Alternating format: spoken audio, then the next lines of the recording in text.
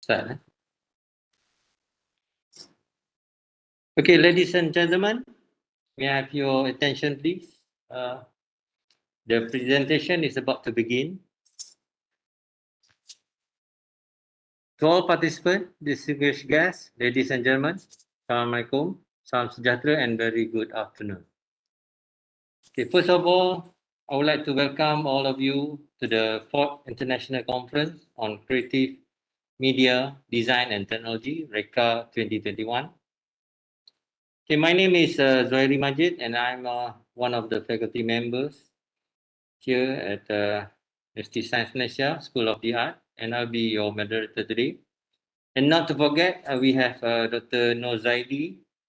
He's helping me on the technical issues, and happy birthday to him. Okay, I would like to remind all the participants to mute your microphone while the presentation is in progress. Thank you very much. So let's begin.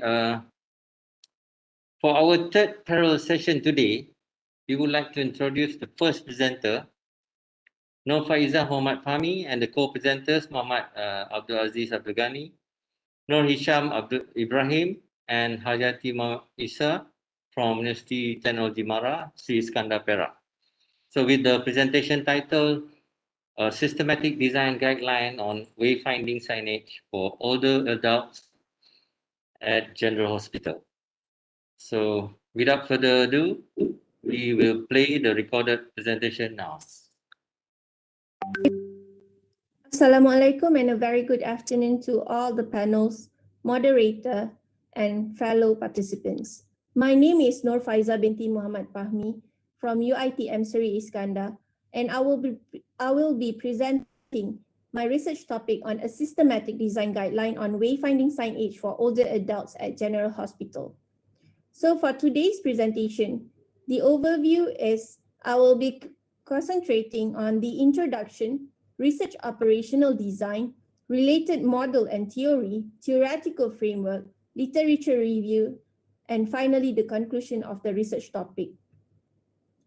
So as for the introduction, we know that design guideline, it is intended to provide clear instruction to designers and developers in order to produce or to provide an artwork or a specific design.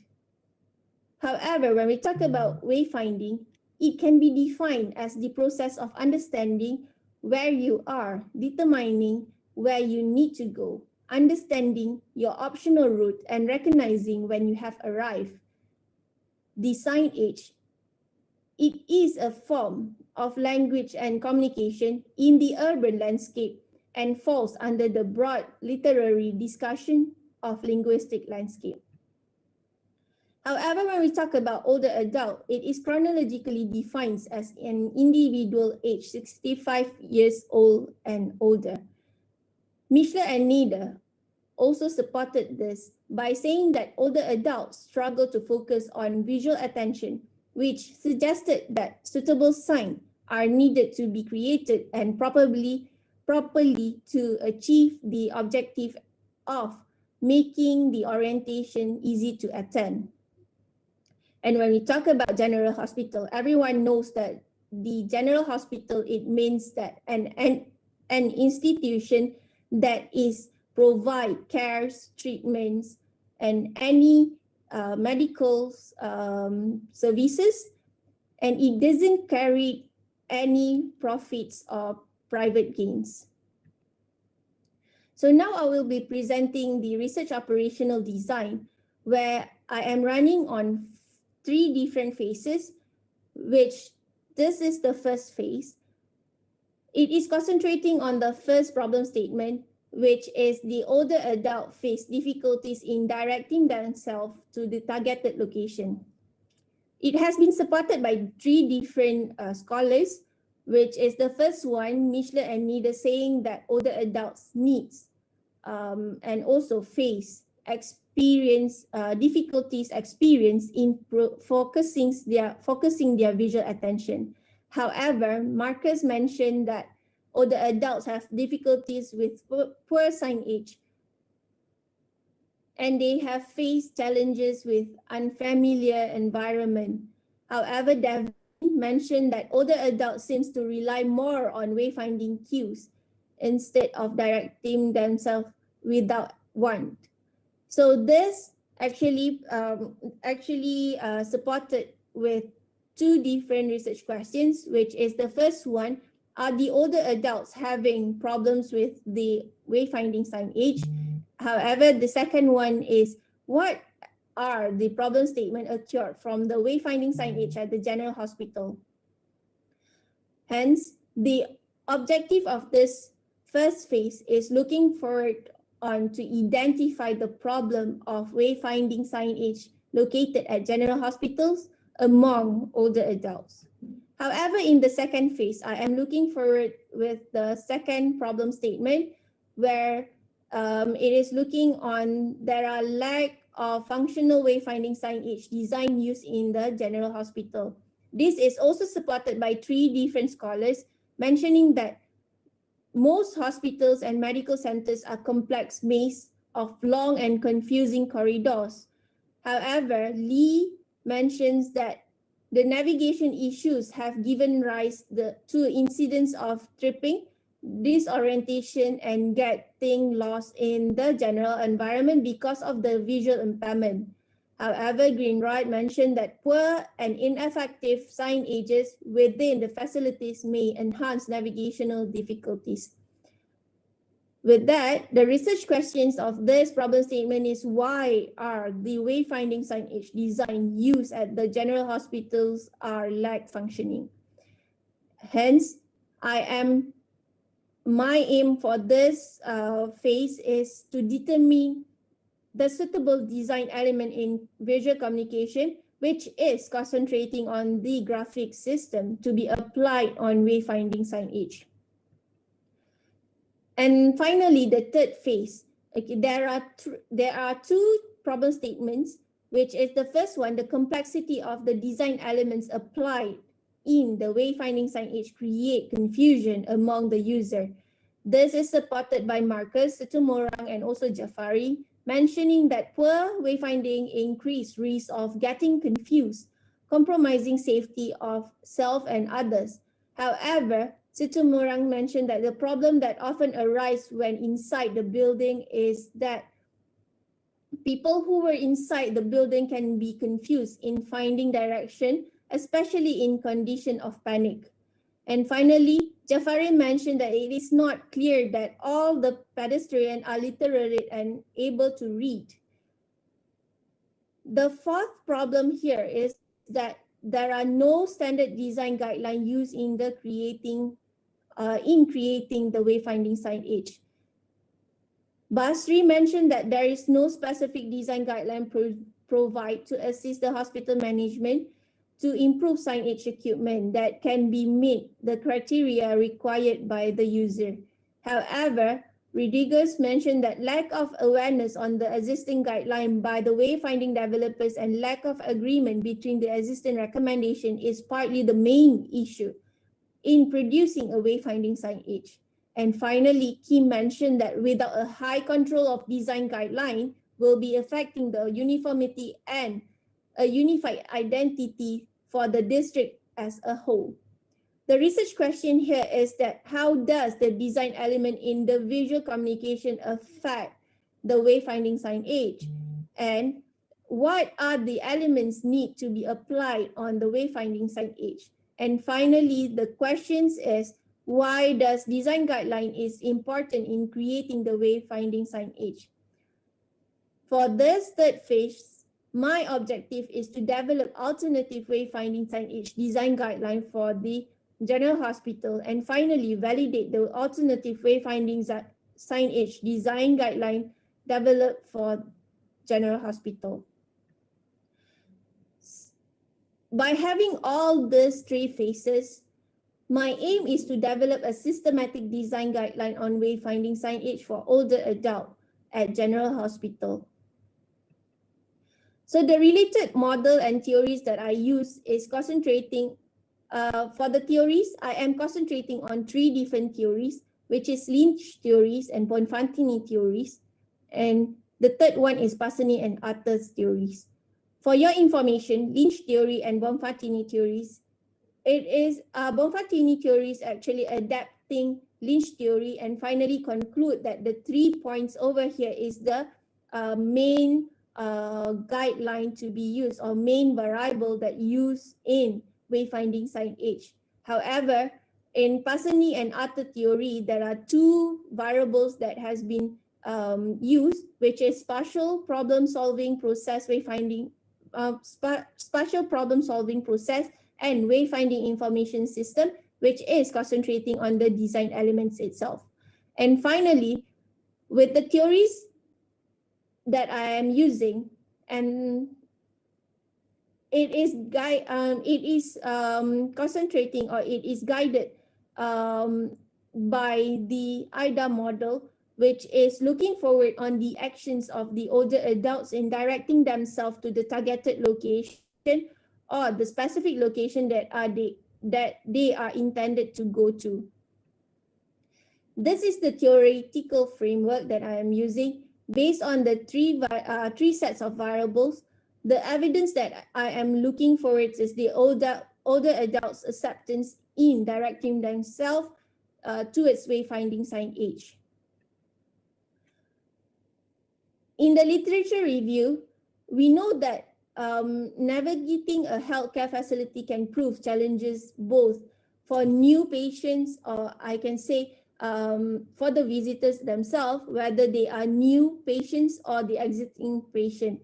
So poor or ineffective use of wayfinding signage within the facilities may enhance navigational difficulties, especially when they are in a panic situation. Most of the wayfinding signage in the general hospital, based on Situmorang and Swasti's research in Indonesia, have not been well integrated. And Basri and Ruhaizin, who did their research in Malaysia, saying that signage problems are associated with weakness of graphics or the size of the mere signage. Yet the study found other factors that also contribute to the signage system problem, subsequently causing the sign to neglecting the purpose of creating them. These complexities present challenges to the patient in order to directing or navigating themselves to the targeted location or the destination itself. The design itself argues that the building blocks of wayfinding system for a hospital are put in place in the master plan, architecture, interior design, and the facilities amenities through graphics and signages. Zakiuddin said that hospitals are some of the most important components in providing health service and should be given full concentration in its building coordination, especially when it comes to the wayfinding signage, where a lot of confusing routes that need to have a guidelines or sign that directing the visitors and also I can say the wayfinders to direct themselves to the targeted location. In implementation and application of the wayfinding, when we talk about the implementation, before starting a wayfinding signage program, we have to make sure that to educate the stakeholder in the key planning, design, and also implementation issues. The sign use are intrinsic to the needs of wayfinding and stimulate human wayfinding behavior incorporating visual cognitions. Hence, it has to incorporating with the user-centered design principle and require the evaluation of users in the development of wayfinding system. However, when we talk about the factors that affecting wayfinding signage performance, Iftikhar mentioned that the incomplete spatial representation can also instigate the user's divergence, ultimately affecting their visual perceptions. There are several factors have been raised in regards to the visuospatial, which involve the capacity of the visuospatial's working memory individual in terms of the variance in routing learning, wayfinding accuracy, and also configural learning. Jensen mentioned that color is actually one of the other factors that affecting the wayfinding performance, such as the wayfinding strategies in terms of attracting the wayfinders in directing themselves to the targeted location. In order to execute the wayfinding signage, the environmental graphic designers, or EGD, has to put on more concern on how to deliver the information via visual communication in the built environmental area. Fumagalli mentioned that the design process firstly developed a concept plan that defined the functional areas and their connections to ensure that the efficient use of the space, and secondly, a master plan that specifically worked in their entirety. Mendel mentioned that a linear organized wayfinding support system that progressed from one location to another, guiding the wayfinder with the spatial information he needs to execute decision along his route. And when we talk about the wayfinding signage as the communication tool, wayfinding signage is used to assist user as the directional guidance in directing themselves to the intended location. And we know that it facilitates communication across language and culture where everyone in the world, whatever language you are using, but with the sign that has been applied or implemented on the wayfinding signage can be read by everyone who called as human being. And sometimes they can help communication more clearly than words. Adir mentioned that it conveys a good communication without words. It is necessary to have good representation because a graphic and visual language is above the languages. The use of wayfinding signage among the older adults. We know that wayfinding signage affect the older adult in facing more serious wayfinding problems due to their limitation on cognitive and sensory abilities. Marcus mentioned that older adults apply alternative strategies such as seeking information from other people to reach to the targeted location. However, Devlin mentioned that by pairing the wayfinding signage with distinct landmarks may educate and facilitate the older adult to remember where actually the signs are located. When we talk about the design principle and on wayfinding signage, it is important for every wayfinding signage to create an identity, which is the first principle is create identity at each location. Harper mentioned that it is preferable to create a landmark that provide orientation cues and memorable location. However, referring to the third principle, create well-structured path, Harper also mentioned that a well-structured path maintains the user's orientation concerning both landmarks along the path and the distance to the eventual destination.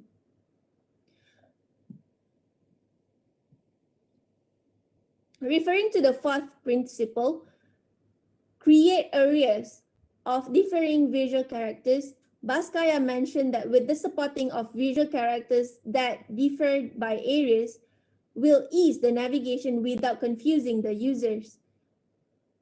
Even Harper did also mention that wayfinding requires decision-making that seek the user to understand the place sign at the decision points.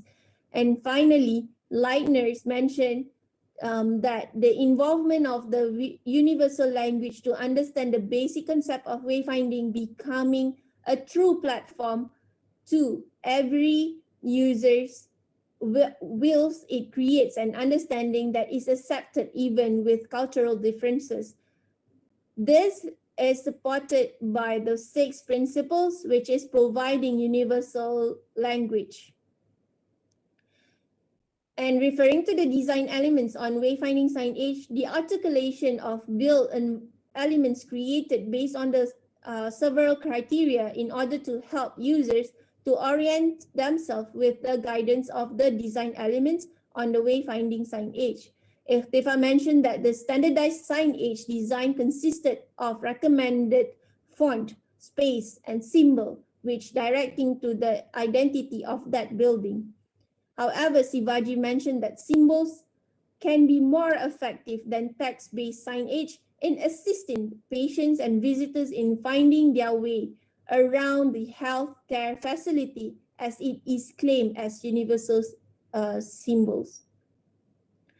There are limitations includes for the wayfinding signage, where the typographic style is limited solely to sans serif typeface, and finally the case are limited to all capital letters. This has been supported by 3 scholars, which are Callery, Lee, Sitemurang, and Swasti. The color scheme also has become one of the criteria that need to be concentrating, because it is used for each area. It's supposed to be used for each areas, and it is normally varying among the different departments. The implementation of color zoning is based on the proximity of buildings and the locations, as it is similar implemented on the signage, and then categorizing them by the proximity to each other in colors. As the summary, the current study provides a conceptual and informative review of literature on suitable wayfinding signage, and it is also identified a specific design element to be used on wayfinding signage which will be able to communicate well to the users in directing themselves to the targeted location. With that, this study emphasized on the suitable element to be used in executing the wayfinding signage design. And finally, it is considering the issue and the objective of the study, where it reveals the few issues and discusses the route of wayfinding signage at general hospitals that normally faced by the older adults, not only the patient but also the visitors. Furthermore, each direction applies on the wayfinding signage is aligned with the rationales and objective of the research studies. And finally, this is the references that I use for this research topic. And thank you.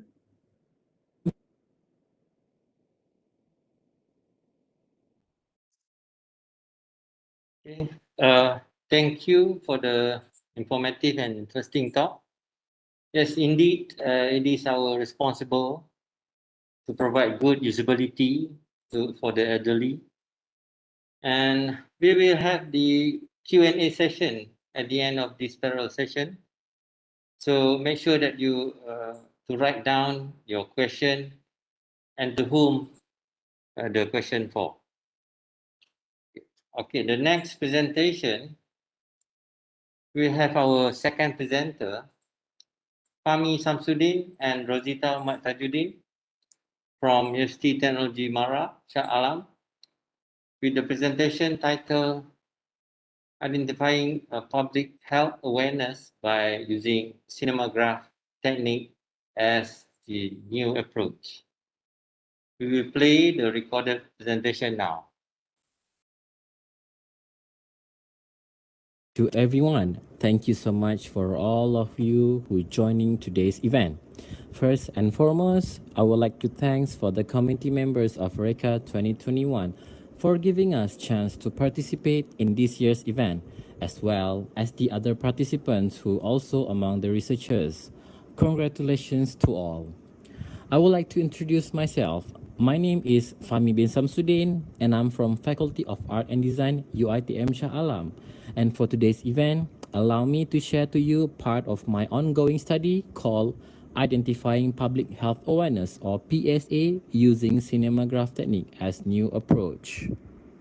I start with the introductions for my paper. This study focused on three major topics, which is the first one, health awareness, second one, public service announcements or PSA, and the third one is Cinemagraph Technique.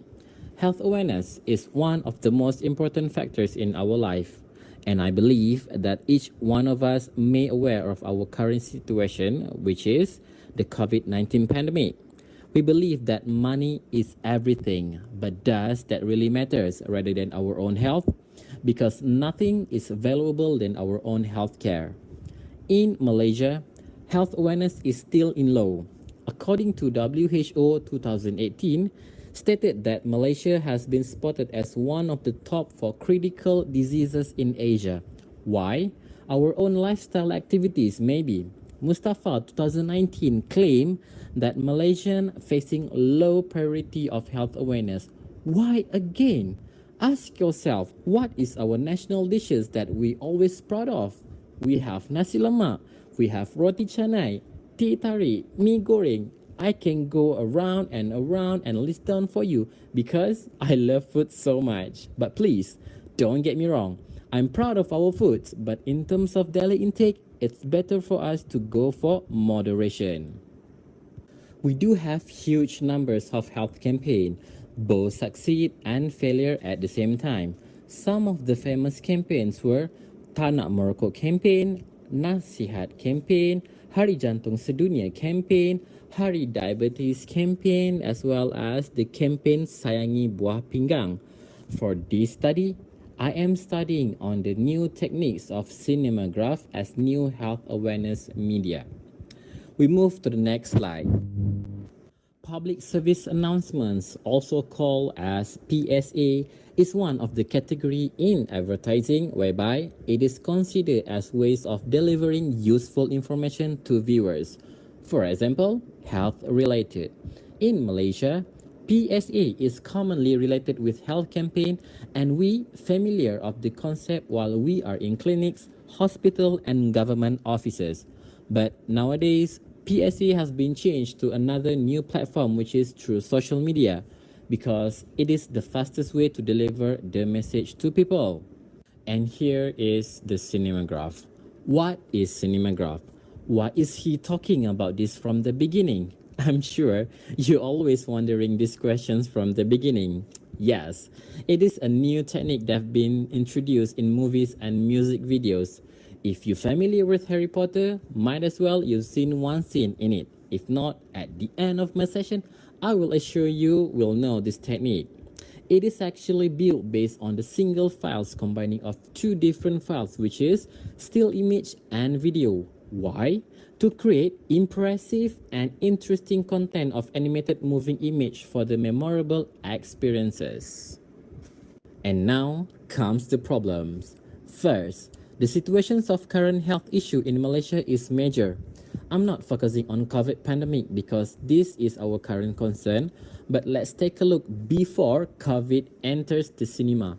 Non-communicable diseases or NCD is at peak in Malaysia, while every campaign has been done to overcome this problem. Secondly, how far the effectiveness of this campaign towards on reducing the cases. We may see some of campaign success, but according to the real data from Ministry of Health, it is not really supporting. Third, the campaign that exists is being marketed widely, but only focuses on few issues like Tak Nak Merokok. Meanwhile, non-communicable diseases or NCD cases still rise every year. Moving to the next page. In this study, quantitative method applied with help of questionnaire survey has been issued. Pilot tests and actual survey were done to collect the data from the respondent. And here is the result. For self-care awareness, 42.9% is not sure whether they are in healthiest condition, while 48.7% not undergo medical checkup, and 42.6% never experience with medical checkup process. The next one is technique familiarity. 65.4% never seen or familiar with the technique, Meanwhile, 65.8% attracted on the movement interaction shown in the technique of cinemagraph. In the comparison category, more than half from respondents prefer cinemagraph technique rather than other media shown, which is still image and video. And respondents agreed on the effectiveness of other media compared to the cinemagraph technique since it is still new. And conclusion for today's sharing session. I would like to remind you that this study is still on its first phase on identifying the awareness of health issue among public, and the survey was done in small numbers before we proceed to mass size of respondents. Next step, focusing on the effectiveness of this technique through the element by using identified theories suitable, which is human behavior, human response toward the moving elements, or any other related theory available. And here comes the moment where I'm going to explain to you about the cinemagraph technique. What is cinemagraph technique? Well, it is actually a new technique enhancement from GIF file, it creating seamless loop moving image. Okay, but why? Why? Because it creating interactive and live moving image by combining two types of files consist of still image and video into one single file. Okay, I understand that, but where does this cinemagraph technique apply? Well, actually, cinemagraph technique applies on electronic billboard, for example, and mobile phones especially, focusing on social media like Facebook, Instagram, and Twitter platform. Okay, but then when does this cinemagraph happen? Well, actually, this technique is new, and a large company like Facebook and Apple already invest in huge amount to develop these kinds of technique into worldwide use. Well, does this technique work? Well, actually, it does work. Comparing with other media, Cinemagraph stands by its own with interactive and live moving elements that appear to be still on the first impression, making it special and hybrid. And here is some of the cinemagraph technique that you can see that the researcher developed for previous research. As you can see from this media shown, the moving parts is only applicable to certain parts in the content to highlight the specific parts of the image, as well as to generate the interactions between viewers' attention and the media. And here's is another examples of cinemagraph technique.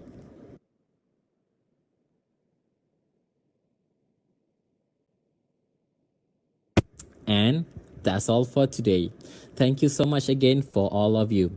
If you have any questions, feel free to drop the questions after this video or directly contact me for future collaboration or any business deal. Take care and stay safe. Thank you for your attention and have a nice day. Assalamualaikum.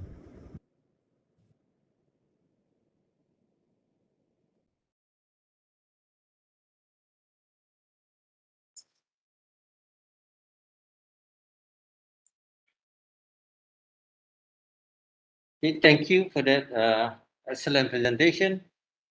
If you have a question for the presenters, please add them in the chat, and we'll able to answer some of them during the Q&A at the end. So if any question that we are not able to read, you can get it answered in the chat features in the conference platform. This session or you can connect with the speaker one-on-one through a private message or meeting. Okay, now we moving along to to our session. Please welcome Denny Tri Ardianto, Said Matarang, Anugrah Irfan Ismail, and Arif Rano Wicaksono from Faculty of Fine Art and Design, Universitas 11 Maret, Surakarta, Indonesia, who will be speaking to us on onomatopoeia when sound is seen. We will play the recorded presentation now. Salam. First of all, we'd like to grateful for the given opportunity for us to present our articles entitled Onomatopoeia When Sound is Seen. My name is Anugrah Irfan Ismail, and I represent my co-writer, Denny Triardianto, Said Mataram, and Arif Ranu Wicaksono.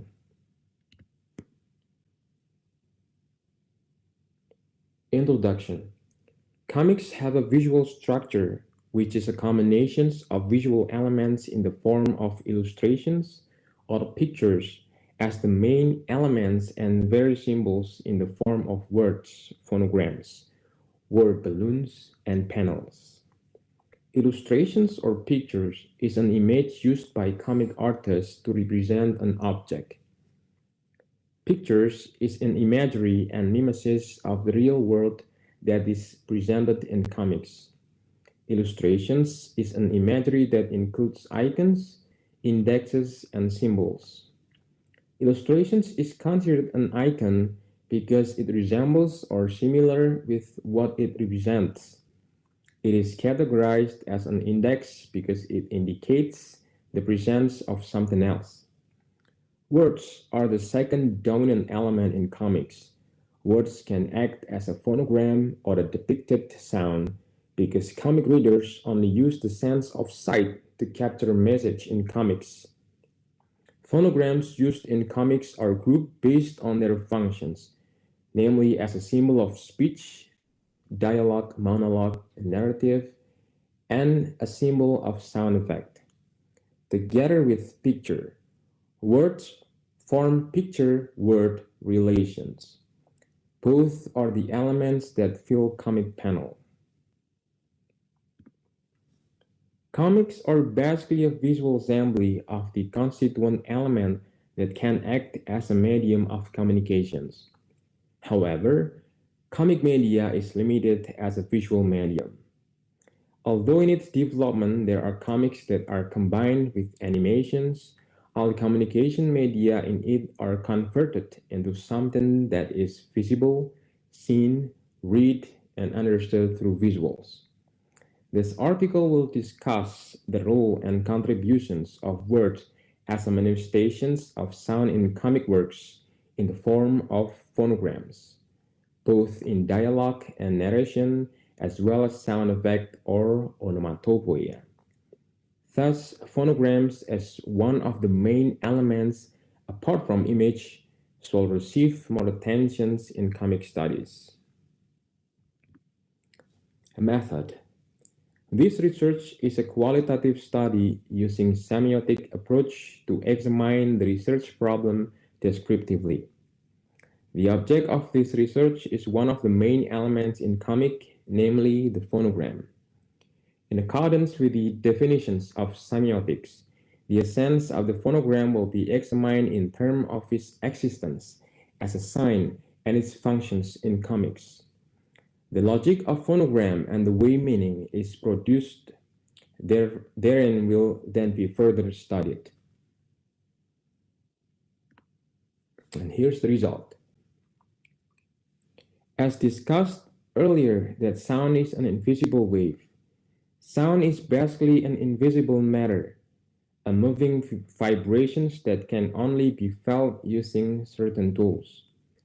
Sound or voice is a communication medium conveyed by a communicant to a receiver to exchange message and responses.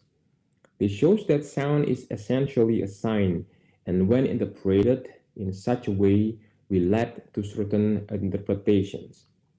The process of creating a phonogram involves two sensory processes, namely the experience of hearing sounds and the creation of pseudo-reality. And here's the hearing process.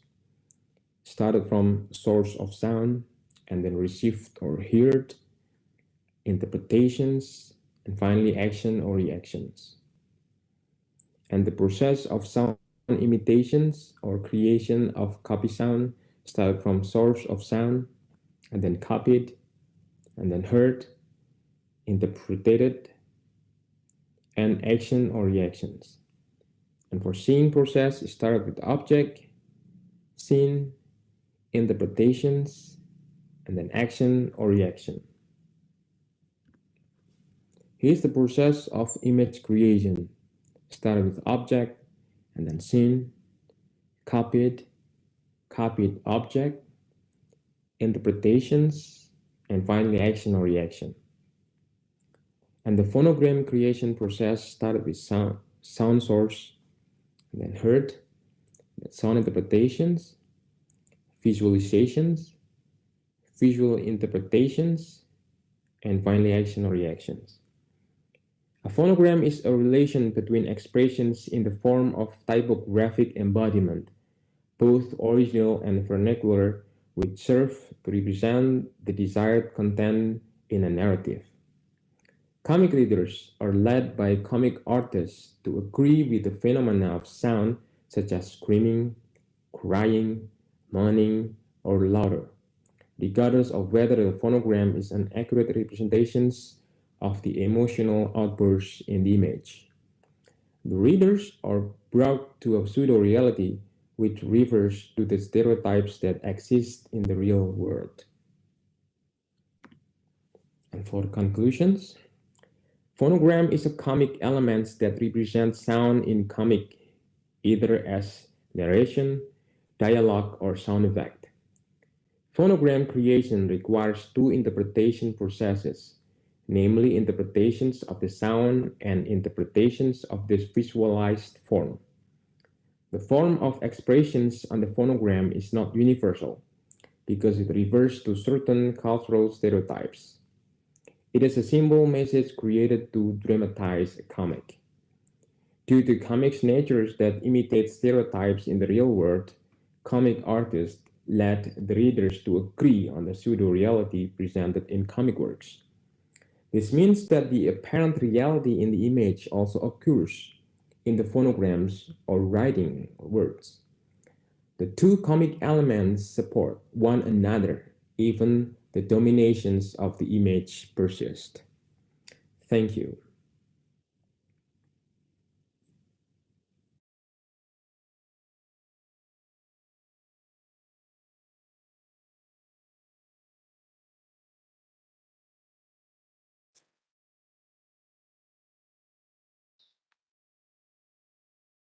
Thank you very much, Danny Sri Argento, for addressing this interesting topic.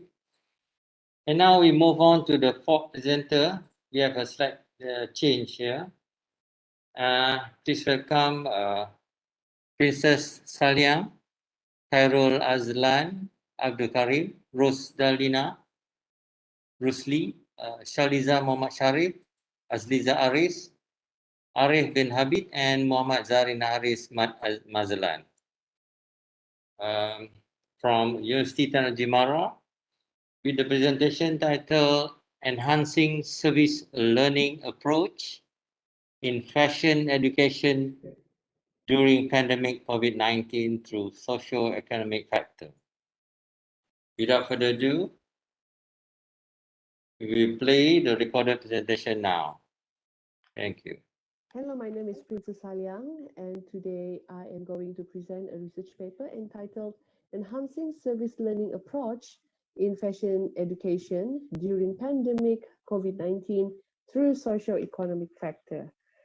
First of all, I would like to extend my gratitude to my fellow friends who have greatly contributed to the realization of this research. And let's move on to the keywords of this research. The keywords are service learning, COVID-19, student learning, personal protective equipment, also known as PPE, fashion, and socio-economic. The introduction of this research. So as we all know, in the start of 2020 pandemic, COVID-19 strike, and it has certainly brought up a current and pressing needs, and we can see that we have changed from the way we used to do things. We don't normally go to school, we don't normally go to university or work in the office. That is no longer the ideal way of doing things. The ideal way of doing things is from home. So, and as we all know, due to the pandemic, so MCO was enforced by the MKN, Majlis Keselamatan Negara, and throughout the MCO in several phases, it requires the frontline workers, normally the healthcare workers, it requires them to wear PPE at all time. So amid post-pandemic effects is the need of this PPE is actually spiked, and we can see that this is an opportunity for the students to be engaged in service learning and doing it not only in the classroom or in the projects, but also doing it distantly through open distance learning, also known as ODL.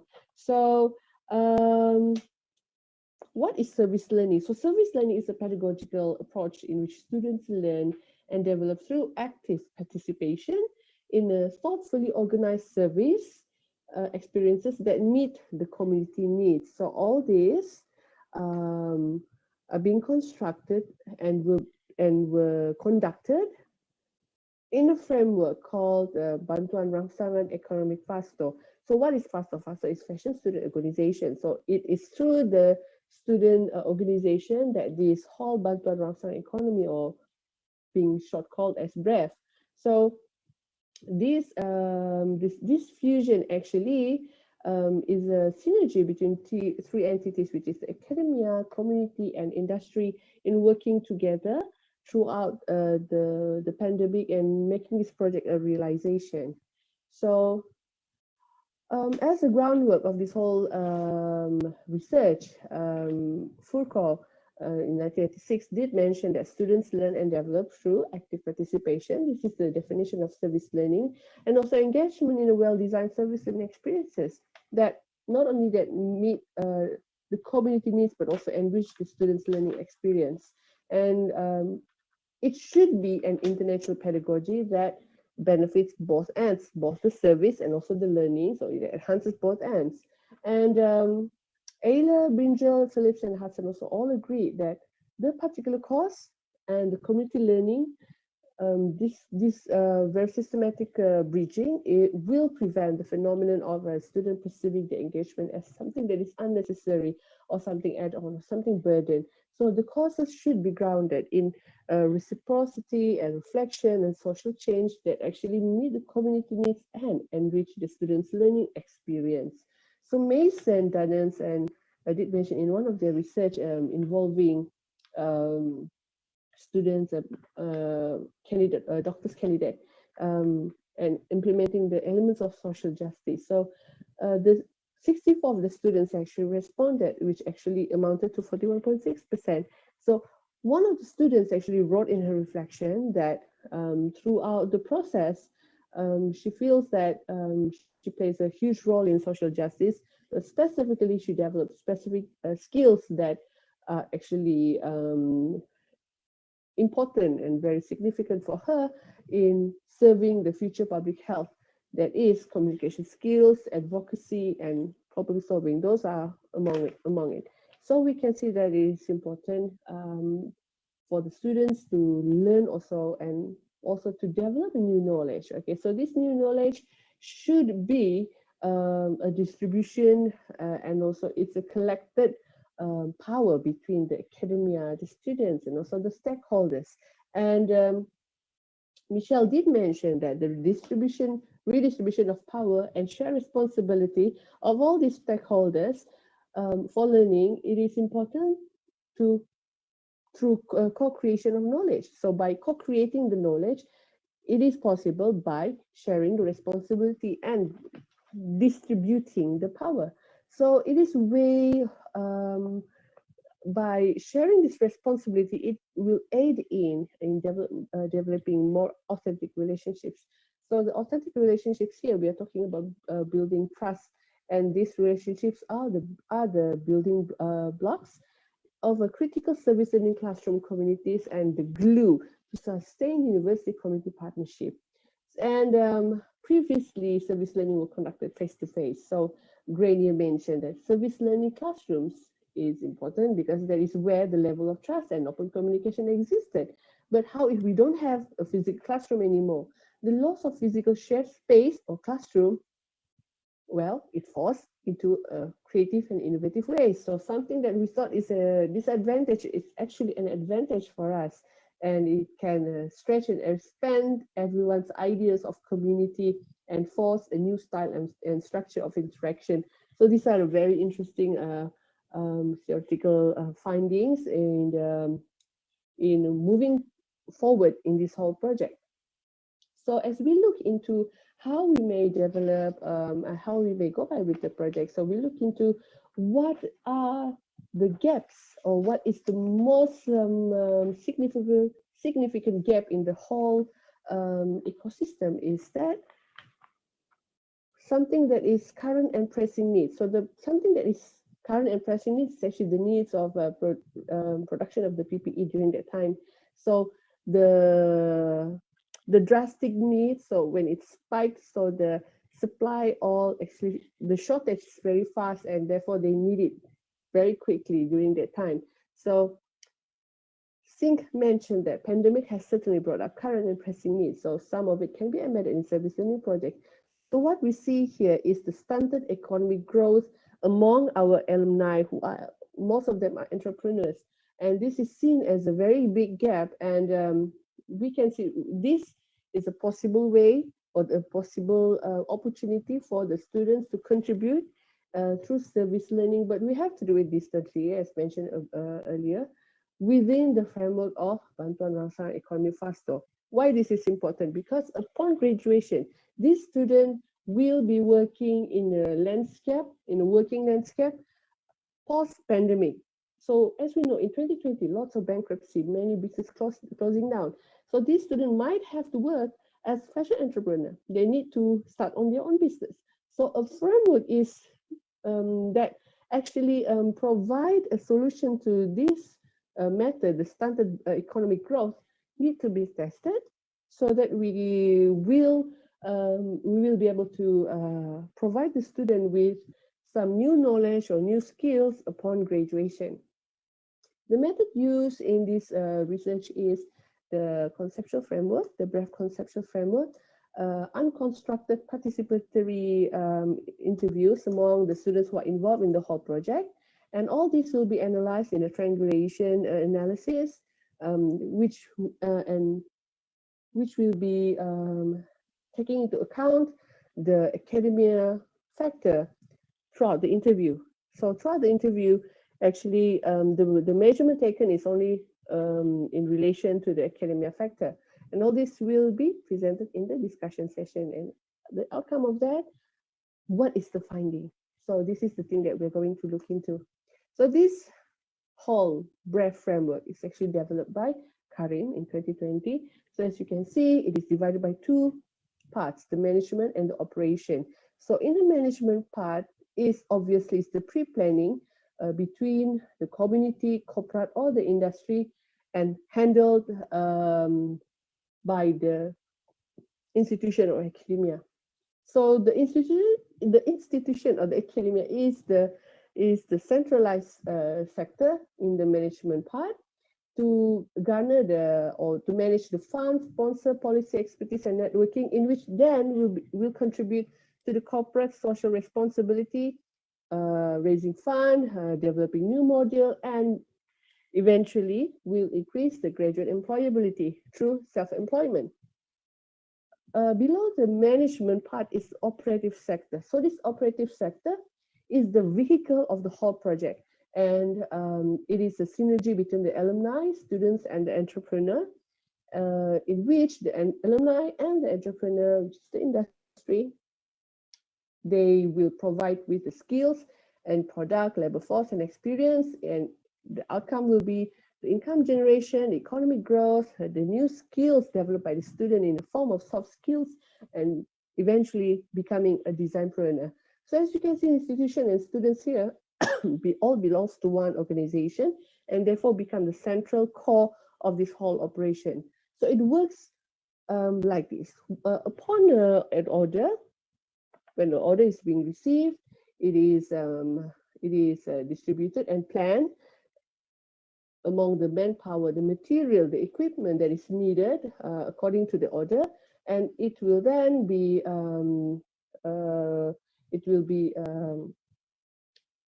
arranged in a manner that in the tech pack, okay? So in the tech pack, it has the industrial pattern, it has the material test, and also the flow chart, the sewing methods, and then and all this will be packed for it to be sent to the next vendor. And it goes to the next stage, which is the marker is the cutting part, whereby all the fabrics are being layered before the cutting. So marker is the plotting to avoid fabric waste. So all the patterns will be cut in layers and will be assembled and counted for distribution. And the arranged items here will be sent to the fabric hub so that it will be sent to the alumni, designer, contractor, home-based seamstresses, and also students for the assembly part. So upon completion, it will be sent back to the operation sector for the completed garment hub for another check on the QC, then packing, tagged, and prepped for shipping. So in the second phase of the Silam, we managed to get the Tentera Udara Diraja Malaysia to help us with transporting the goods from Peninsula to Sabah. And this whole framework also, this flow is also being produced by Karim 2020. So the result is the synergy of three entities that is involved in the whole process. So the academia provides the service learning through the apparel production management course handled by the student in terms of pre-planning and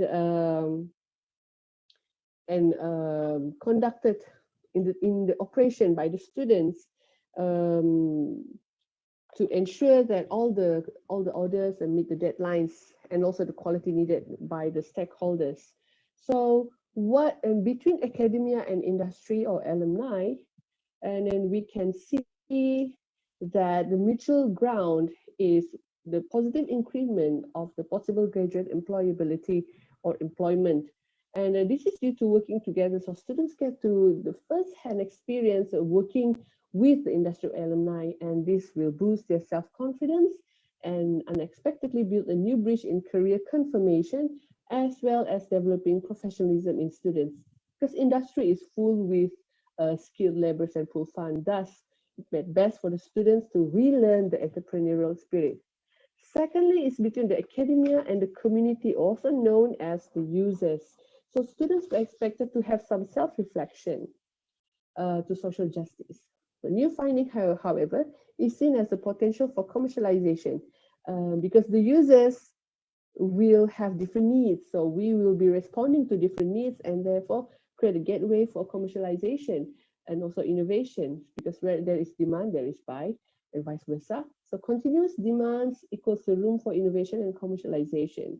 Innovative element will definitely boost the demand among the users, which led to the third synergy. So the third synergy is between the community and also the industry. It built a new bridge, which is a gateway for income generation, and close relationship between community and industry will contribute to the students' personal growth, okay, in raising their empathy and responding more to the needs of the community. And all this will create a holistic academia industry network. So as for the unconstructed participatory interview with the students, so we can see that it affects the personal growth, self-reflection, career confirmation, personal growth, and also professionalism. So not all the students actually are friends or in the same or belong to the same program academic. Some of them are from a different faculty. And all this actually from the way they responded to the casual conversation between the lecturers and the students actually reflect how their learning experience has been enriched. So as we can see, the outcome of all these things is the first one, efficiency. So BREF framework was designed to meet the need of the community needs. So clear instruction on the operative sector suggested a well-planned project among the students. So effective management, it garnered trust and between the educators and the students, as well as the stakeholders. The second one is developing a new soft skill or nurturing soft skills. So as mentioned, so students managed to develop soft skills such as communication skill, advocacy, perhaps negotiation skill, and even problem solving. So these are important in terms of in preparing them for their future endeavor. And the third one, last but not least, is the new knowledge. So as we know, the we are not confined that much, but we do have restriction in terms of physicality and ability to meet people face to face, and that is not an obstacle for this project to kick off and actually manage to produce new knowledge in service learning. So, in conclusion, the BREAD framework, we can say it's a success, and through it all, it has produced a sustainable ecosystem between the academia community and as well as the industry, whom are mostly alumni. So we can see that this framework has possibility and has potential to be expanded in the future in terms of its involvement of its stakeholders and perhaps involvement of more people, and therefore can serve the community better in the future. So these are actually real pictures of the projects that has been conducted last year. And you can see the involvement of many stakeholders here, from the first phase to the second phase, and as well as the alumni. So these are the references, and thank you very much.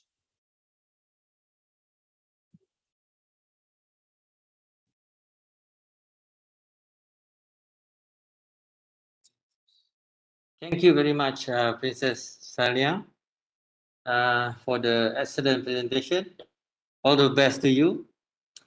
And the next presenter is our fifth presenter, Zhu Xiaoming and Muhammad Kiza Muhammad Saad from School of the Art, University of Science Malaysia, with the presentation titled Media and Material Towards Environmental Issues and Artist Perspective. We will play the recorded presentation now.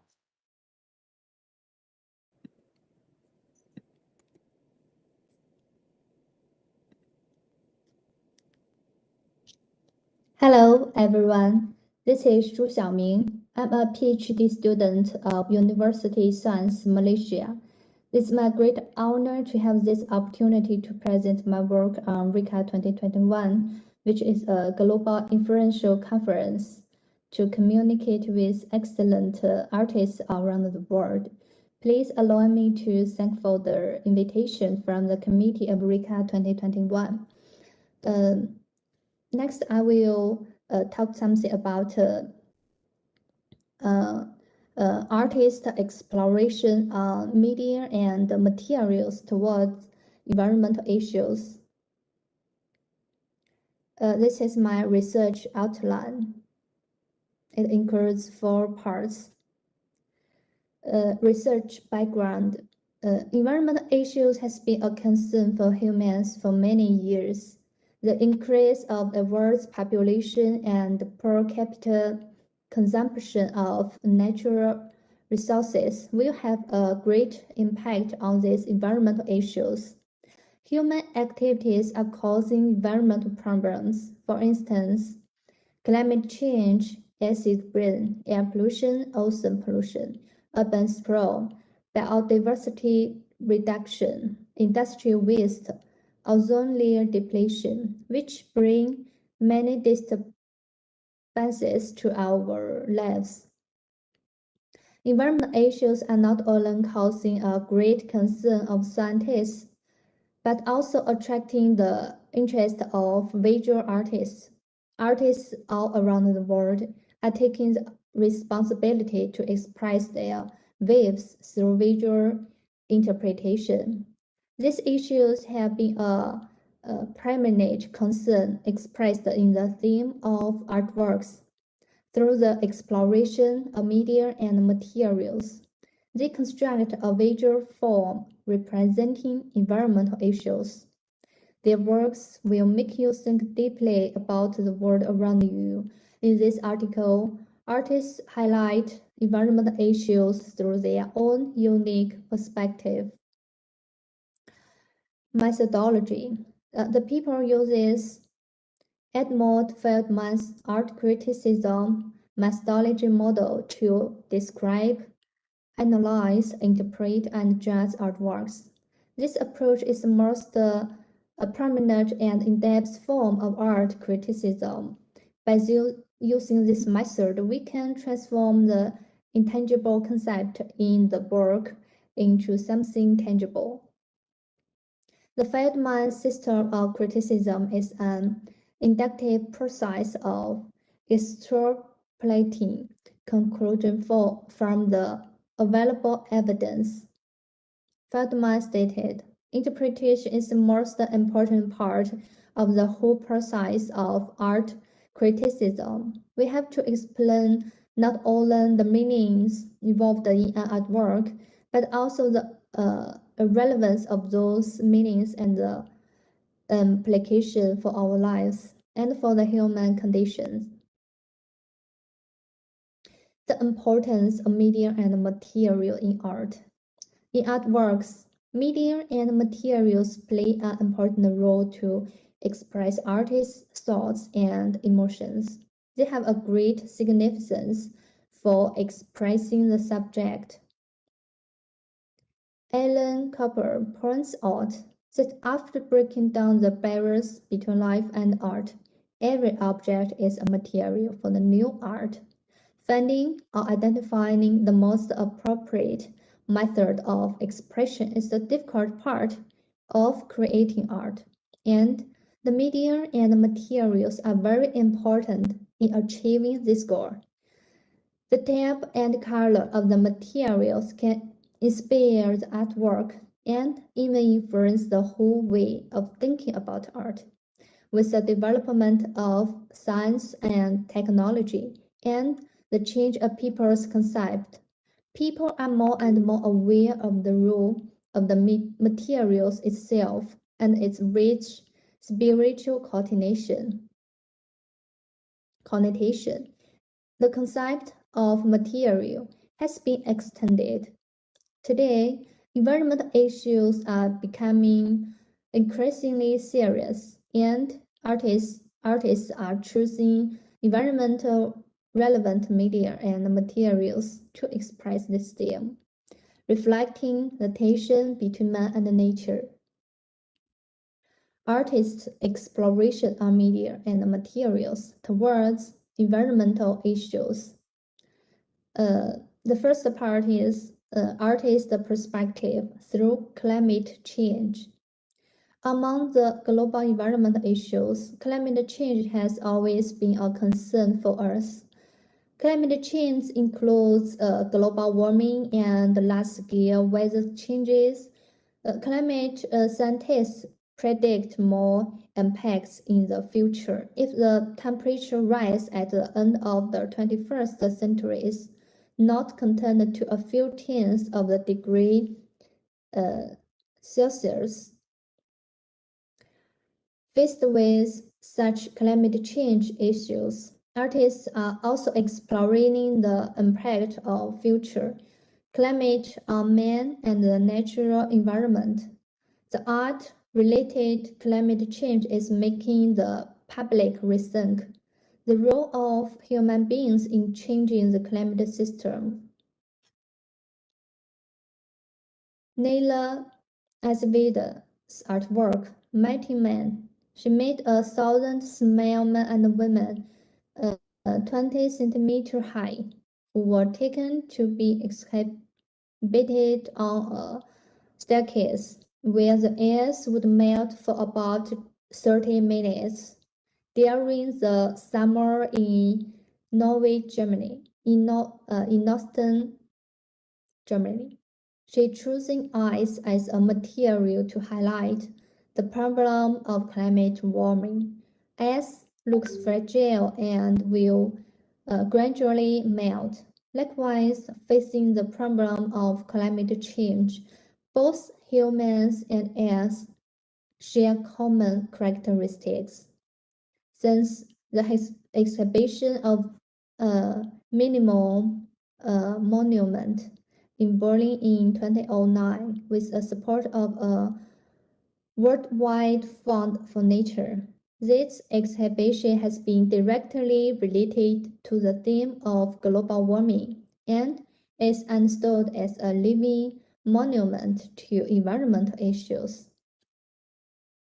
In 2002 to 2009, Anne Sophie Visco curated the recent contemporary art climate change exhibit in Copenhagen. The artwork, which is the largest installation in recent, was made by Thomas Saraceno. His artwork does not directly address the phenomena or effects of climate change, but a quest to image new developments and the way we live together or live in our environment. He chooses the materials of transparent balloons made of plastic, strewn plants to simulate the planet we live on. From the artist's perspective, artwork that involves audience participant is a more direct illustration of how individual actions can affect others and result in climate change. For contemporary artists, information is both a subject and a raw material. The series Running the Numbers, an American self-portrait, is an artwork which is exhibited in Weather Report, Art and Climate Change exhibition. The exhibition is about the subject of climate change. The digital image was composed of the word Denial along with 24,000 logos from the GMC Yukon Denali, equal to 6 weeks of sales of that model SUV in 2004. From the artist's perspective, objective consent data is used to convey the relationship between SUV purchases and SUV carbon emissions. He activates the information as an artistic material to express the tension of climate change. Mind of artist towards ocean pollution. Lagan stated, most of the plastic waste in the world ends up in the ocean. With the movement of ocean currents, plastic debris will accumulate in the center of the ocean vortex. Eventually, a large amount of floating plastic garbage will continue to accumulate in the ocean. Artists choose related materials to express ocean pollution problems, especially ocean plastic pollution. Some of them use ocean plastic waste as a medium and material to create artworks and present their understanding of ocean pollution. These works are debris wearable series, beach fashion. Advised choice white trash is made to look like a corset with letters, straws, single-use utensils, and bottle caps, plastic forks.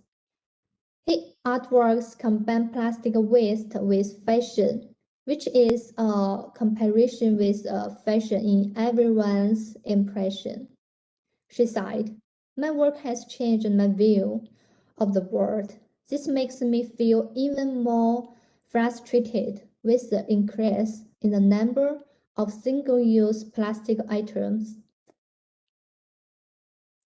Jason DeCaris Taylor creates dynamic sculptural installations on the ocean floor to promote ocean conservation. Most artists depict the issue of ocean pollution itself, but he highlights positive social concerns through action. He proposes concrete and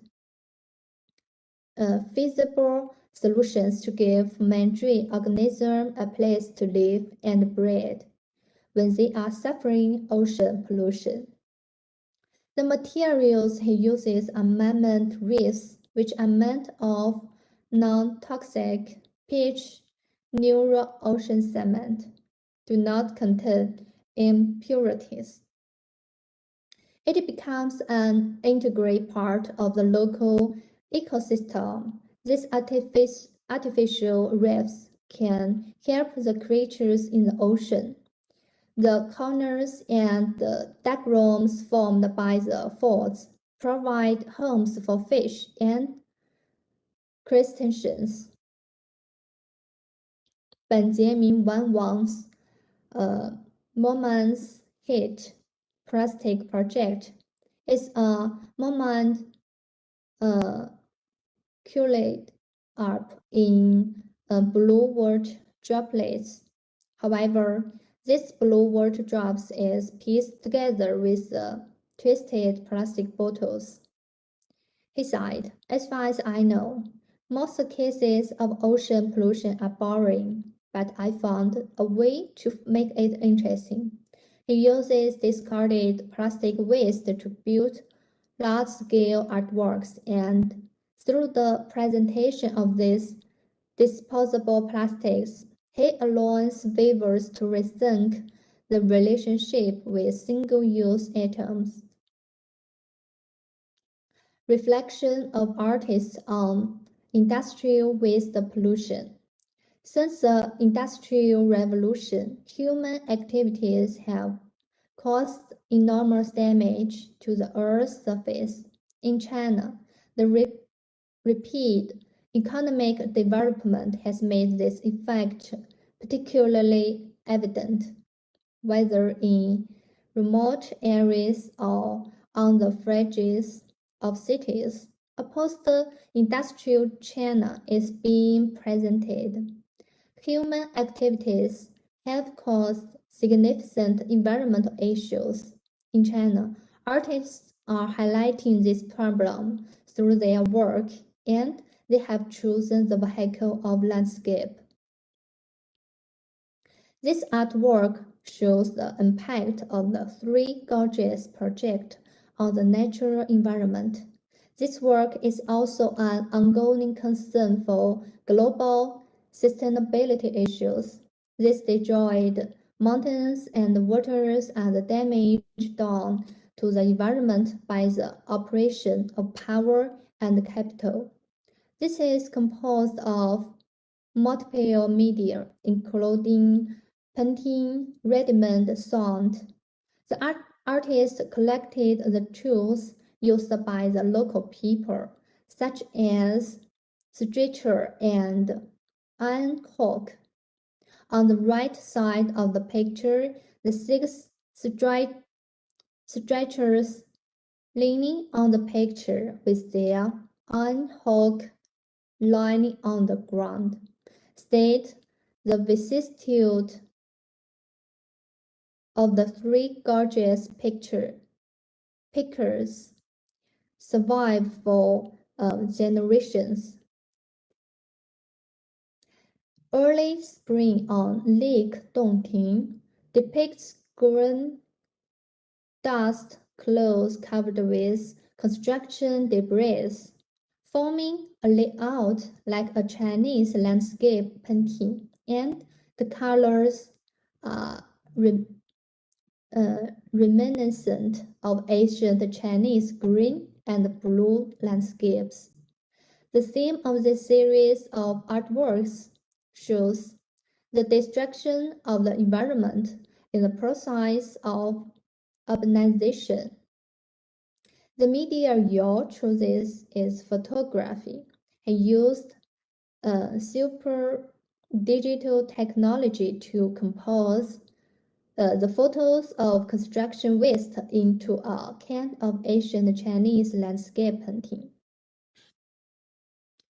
We found that the materials themselves can play a more important role in activating the viewer's sensitive emotions, awakening their environmental awareness and social responsibility.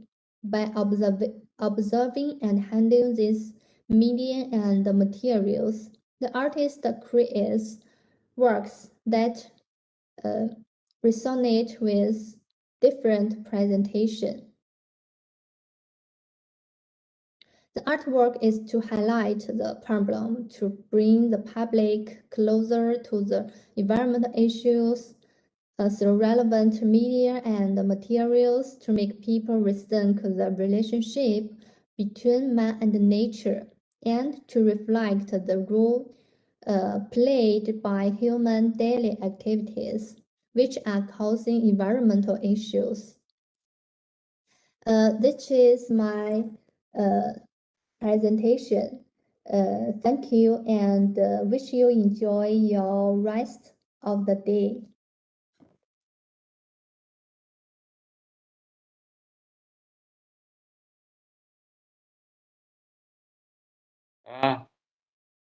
Thank you very much, Zhu Xiaoming, for the interesting topic.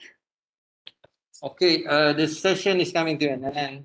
So please welcome our final presenters for this third parallel session, Nur Shahizani Zamri and Siti Rahaya Yahya, with the presentation titled Hijab Urban Sportwear, Enhancing the Suitability of Material and Design. Without further ado, we will play the recorded presentation now. Assalamualaikum warahmatullahi wabarakatuh. My name is Nur Shahizani binti Zamri. This is my co-researcher, Dr. Siti Rohaya binti Yahya. And today I would like to present to you the journal, which is the title is Hijab Urban Sportwear, Enhancing the Suitability of Materials and Designs. For the introduction of the research, the greater quality of fabric through hijab sportwear is giving a significant impact on the urban women who live their lives in a healthy lifestyle. Which Islam is by definition one of the world's largest rising religions and future business categories. The dress worn by Muslim women is one of the attractive considerations in this chapter. Still, the fundamental foundation of beliefs remain the Islamic societies are equally close in the concept of hijab sportwear. Suitable fabric are how design hijab to be breathable, made of moisture-wicking fabric, and cut to minimize the extra material that can hinder movement. It even has a built-in headband to keep sweaty strands in place. Next is objective. The long-term goal of the research is to make sure every Muslim woman, especially those who live in big cities, follow a healthy lifestyle, gets the comfort hijab, and at the same time follows the hijab fashion trend. Muslim ladies have continuously needed to battle against the generalization that speaks to them as inactive people. The word comfort suggests a passive condition, but the demands of sport hijab are such that an adaptive or active material or design is always required for consumers to function correctly. For objective number 1, to explore the common problem women face while working out in hijab sportwear, which includes coming untucked and overheating. Second, to analyze the aesthetic design of hijab sportwear in producing a new look and suitable for urban women's lifestyle. Third is to propose with the right material and design which are suitable for hijab sportwear. Next is importance of design elements of hijab. Hijab in concept in Islam. According to Saleh 2017, Islam does not restrict dress to anyone. All it limits is not wearing such a dress that does not decently cover their body. Islamic dress code but about choosing the right way to induce. The headscarf has to assess ladylike excellence for several other ladies who want further presentation. Therefore, the hijab as a particular Muslim woman's clothing item can be considered a fashion instrument by which they convey both their need for association and distinction to and from other classes of Muslim world Muslim newcomer society. As a Western culture, they see the hijab as a religious, as some emblem, and ultimately as something negative about secularism, which is from Wallace, 2007. The dominant culture will experience different types of violent reaction to the veil that can reach the high when the veil is officially banned in public France because this step facilitates integration. Next, which is immaterial aesthetic fibers exhibit the behavior of rubber are incredibly stretchable. These fibers contain polyethylene bond. Stretchy materials are a significant destination through freedom of movement of body fitted with sports and outdoor wear to achieve comfort. Stretchy clothing used in sports and athletics can enhance the efficiency of athletes in running, swimming, Research on elastin structure, yarn creation, and fabric development reported being comprehensive. Next, the study of elastin and its fabric has given new findings dimension. New latest attempts are developed to support the yarn with mixture and subsequent conversion into woven and knitting to improve the elasticity and productivity of the garment. The elastin fiber features elastin yarn production process. Modern yarn production attends industrial manner of fabrication techniques, fabric properties, new methods of testing and application of the elastic goods. For the material of hijab urban sportwear concept frequently take the form of the modern hijab sportwear phenomenon, which is typically an excuse for using a lot of limbs and trainers, but it is clear that the sporting world has an impact on designers. According to Brady 2014, a good option for performance clothing should include features such as breathability, versatility, lightweight, avoidance of odors, safe allergy, and moisture wicking. Sport is regarded as one of the main factors in fashion, which is reflected in people's preference for practical, comfortable, and clothing today. Besides this is, I make two different brand, two table with a different four brands, which is advantages and disadvantages. This is from Nice and Oleum hijab sportwear. As you can see, I make the different aesthetic review, technical review, advantages, disadvantages, and solution taken. Product uses. This is for the other brands for the Reactive 2018 and Adlina Unleashed 2019.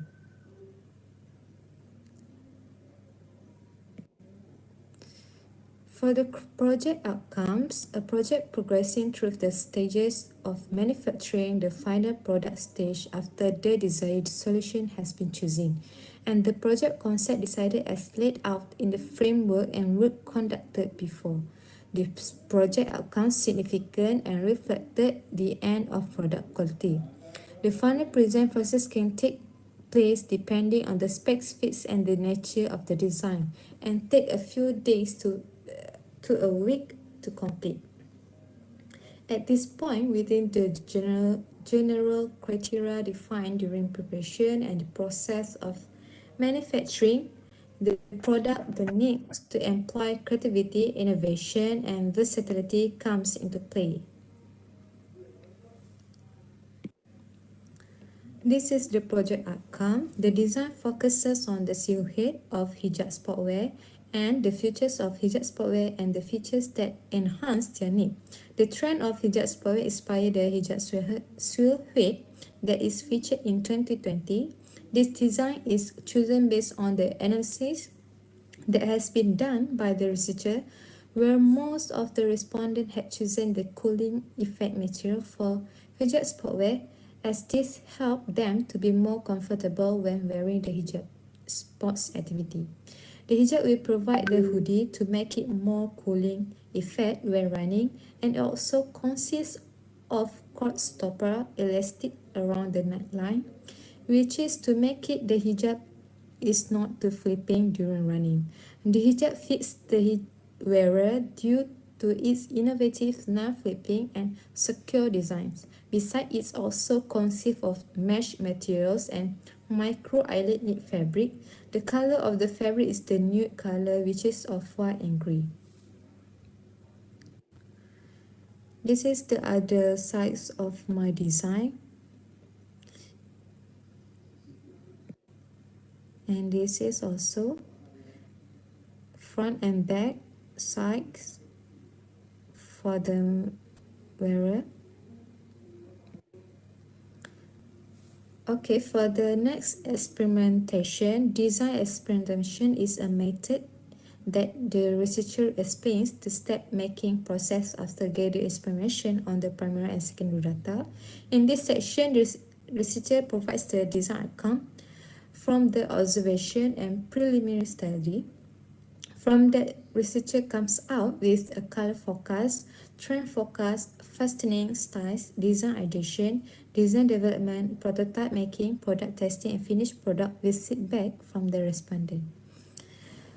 As you can see the table, I put the recommend product function features, which is first context with hijab running athlete, hijab women society. In personality, I focus on aesthetic association and perception. Usability, product must be easy, understand and use. For the processes, selected material and design. And last, satisfaction, product must be life enhancing for user. In this analysis and findings, the researcher may identify in this chapter the procedure or approach used to analyze the data gathered. The study should contain evidence from the investigator, assessment, questionnaire, sample, and sampling. The result from each other of the approach will be used as a guide in the data collection to build a selection of Malaysian designer for the moderate market based on hijab sportwear.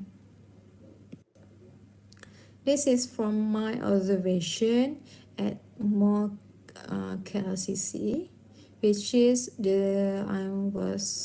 I was conducting observation around the Klang Valley.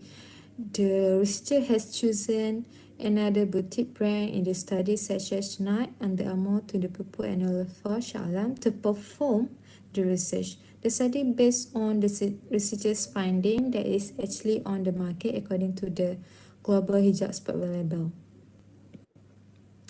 This is Under Armour brands. Under Armour is a company that sold athletic apparel. But in terms of merchandise and the product philosophy, it is dissimilar from Nike, a part of the clothing or sportswoman. Under Armour started with a simple scheme to establish a popular t-shirt, a t-shirt that gave the skin friction and weak suddenness rather than assimilation. A shirt that acted with the body, regulate temperature and boost execution. Other than that, there are also sport essentials available. The stock is selected which more chosen by the researcher to perform the study. The material used to make the product are polyester and elastane. Okay, this is observation analysis. The researcher observes that there was a lack of fashion for hijab sportwear on the market. The fashionable hijab was a shortage of product variation, so much of the mark does not follow the design process principle. It has evidence of the outcome of the fact that most of the projects were not synchronized from other to the other. Other than that, the most apparent issue or limitation of hijab sportwear on the market is that the apparel itself is manufactured only to solve the opening phase, whereas the biggest issue facing women does not just the untouched hijab epidemic, but the need to reveal the process is the primary concern. The solution of the problem is to create designs that do not just have a hijab for the Muslim woman and at the same time have all the function of covering the method. This is the table that I make for observation based on these three brands, which is on criteria design, trend, design variety, design coordination, material, quality, and boutique layout. This is the questionnaire question was circulated to the Selangor respondent via the survey administered by the researcher. The study focused on Muslim women aged between 18 and 45 years old. There are two main branches of the sample query to be circulated to mothers of Section A, Section B, and Section C. In this finding of age, most respondents are from the age of 18 to 24, 25, 30, and 31, and to 45. The majority of the non-respondents are aged 31 until 45 years old, which represent 30% of this finding. It is because these questionnaires are distributed at the Selangor in areas Klang and Shah Alam.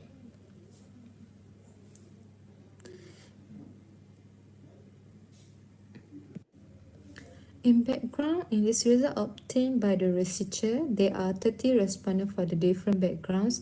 One respondent who are students from high school, diploma, STPM, and foundation represent 3.3%, besides 3 respondents who are undergraduate degree represents 10%. It is followed by 3 respondents of postgraduate respondents representing 10% in this study. The majority rank is a fresh graduate, which 14 respondents representing 46.7%. It's also followed by this study is a minority of the employed respondent, with 9 participants representing 30% as the last stage. For the design consideration is a section the researcher provides design consideration for the respondents to answer which design may consider while choosing the suitable types for hijab sportwear. As the result, the most majority total rank is followed by women who wear headscarf. Choose suitable material for hijab sportwear is highest rank with 29 participants represent 27.9%. Is followed by women who wear headscarf. Choose right material for hijab sportwear is in highest rank with 29 participants represents 27.9%.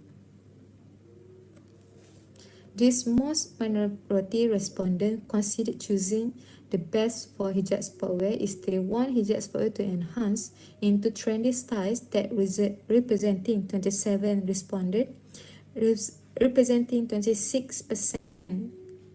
The last rank are hijabi who choose to wear a hijab during sports activity, and similar to the 24 participants who had chosen to wear hijab during sport activity, considered representing 23.1% in total percentage. The most minority design consideration is that respondents want to wear hijab sport enhanced into trendy styles.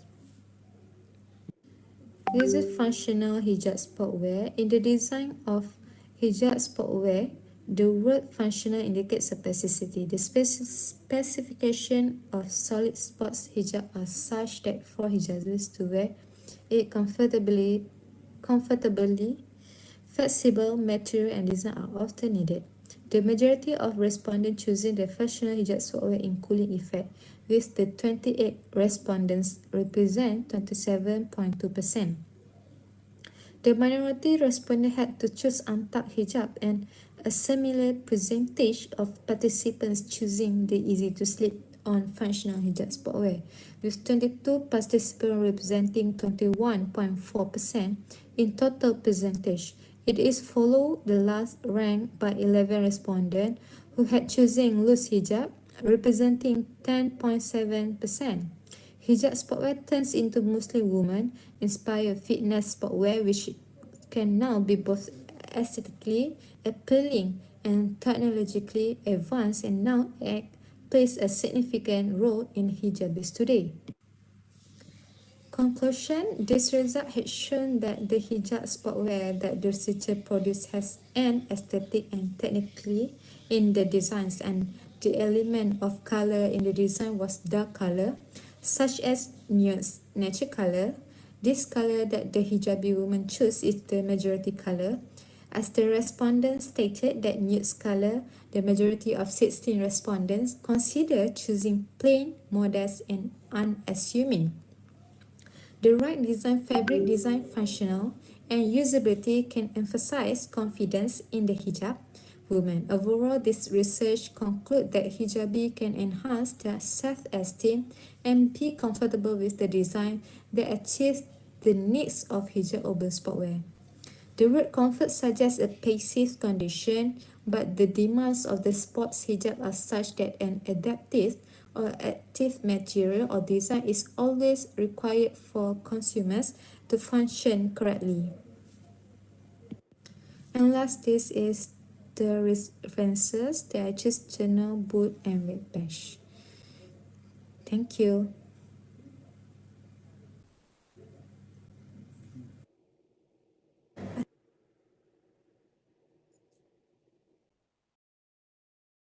Okay, thank you for the interesting topic of hijab urban sportwear from Nur Sharizani Zamri. Once again, if you have questions for the presenters, please add them in the chat area. Okay, all right, ladies and gentlemen, now we come to a question and answer session. Are there any questions from the audience right now? You can unmute yourself and then you can ask directly to the presenters, whoever is here. Okay. And maybe one question from me to Nur Saizani. Hello, are you there? Nur Saizani?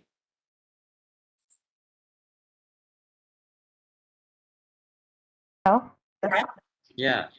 Okay. You have done your research and finally you come up with, do you have any specific materials that for the purpose? For the design, Yes, yes. Any specific materials that you use for the design? What are the names of the material, or maybe you come up with the new materials or something? I focus on elastin fabric, which is that is the material that I've been using. Okay, is it available in the market? Yes, it's available. Okay. Okay, thank you for that. Any other question from the audience? Yeah, I can see from the chat here.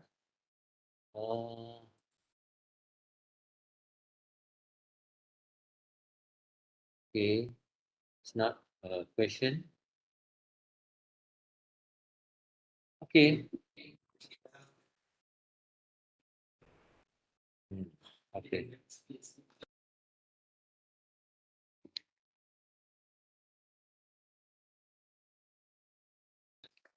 If you don't have any question, maybe you can still communicate with the presenters by through emails or thing that can post the question.